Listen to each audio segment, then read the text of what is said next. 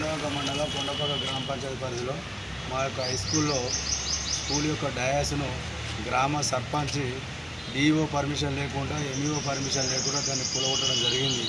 అది ఎన్నో రోజులుగా కట్టి స్కూల్కు అవసరాల కోసం ఉన్నటువంటి డయాస్ను తీసేయడం జరిగింది.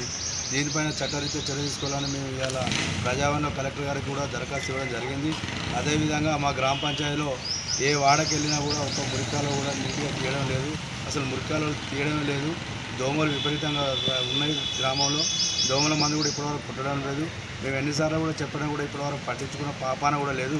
గ్రామ అభివృద్ధికి అసలు పనే చేయడం లేదు. కాబట్టి తక్షణమే సర్పంచ్ పైన తగిన చర్యలు తీసుకోవాలని మేము ప్రజావాణి ద్వారా కలెక్టర్ గారికి వినతి పత్రం ఈరోజు ఇవ్వడం జరిగింది.